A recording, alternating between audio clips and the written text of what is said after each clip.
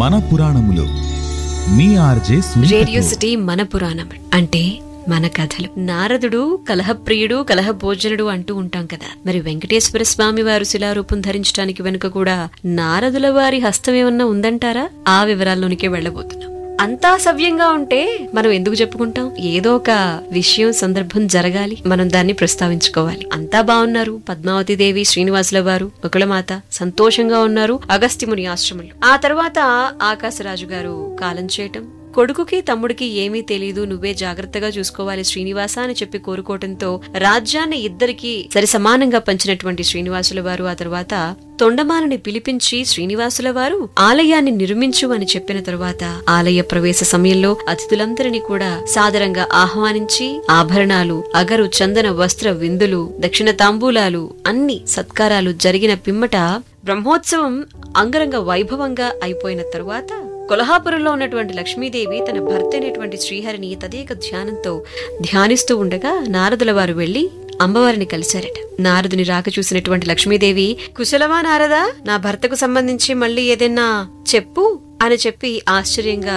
తల్లి ప్రశ్న అడుగుతూ ఉండగా పద్మావతి దేవిని వివాహమాడి శేషాద్రిలో ఆనందంగా కాలం గడుపుతున్నటువంటి వివరాలన్నీ కూడా లక్ష్మీదేవికి నారదుల వారు చెప్పారు. నేనుండగా మరొకరిని వివాహం చేసుకున్నారా అన్నటువంటి ఉద్రేకంతో శేషాచలానికి లక్ష్మీదేవి బయలుదేరారు. శేషాద్రిలో శ్రీనివాసుడు పద్మావతిని వెంట పెట్టుకుని సమీపంలో ఉన్నటువంటి కొండలు, నదులు, నందనవనాలు అన్ని సంచరిస్తూ ఆనందంగా ఉన్నారు. వన్యమృగాల్ని, వింత వింత పుష్పాల్ని, జలపాతాల్ని చూస్తూ అందమైన ప్రయాణాలవి చేస్తూ ఉన్నారు. వారి ఆనందానికి హద్దు లేదు అన్నట్టుగా ప్రవర్తిస్తూ ఉన్నారు. ఇక నివాస మందిరం దగ్గరికి వచ్చి వాళ్లు చేరగా లక్ష్మీదేవి శేషాద్రి చేరి వీళ్ళిద్దరి ప్రణయ దృశ్యాన్ని చూసేశారు. ఆవేశం ఇంకా ఎక్కువైపోయింది.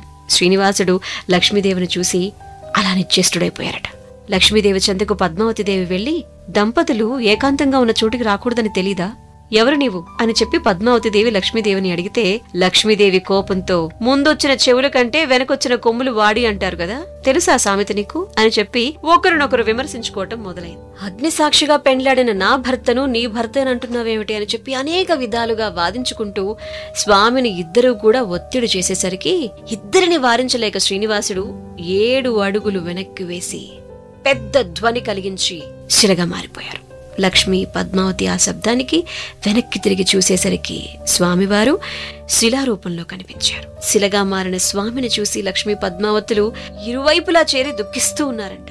శిలగా మారిన శ్రీనివాసుడు పద్మావతి, లక్ష్మీదేవులను చూసి, లక్ష్మి, నీ ఈ అంశలో పుట్టినదే పద్మావతి. నేను త్రేతాయుగంలో రామావతారం దాల్చినప్పుడు రావణుని చెరలో సీతాదేవి రూపంలో అష్టకష్టాలు అనుభవించిన వేదవతే ఈ పద్మావతి.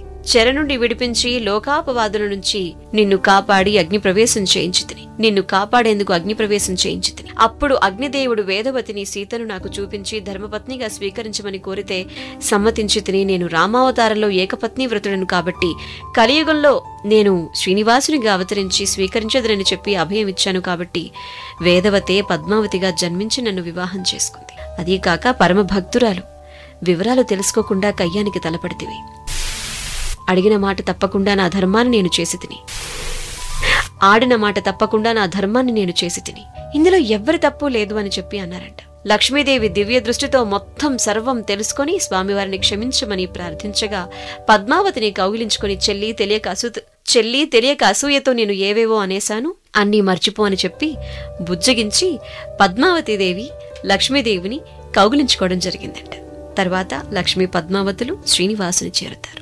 ఇది ఇవాల్టి మన రేడియో సిటీ మన పురాణములు మన కథలలో శ్రీనివాసుడు, లక్ష్మీ, పద్మావతులకు సంబంధించిన ఒక అద్భుతమైన కథ. Radio city podcast.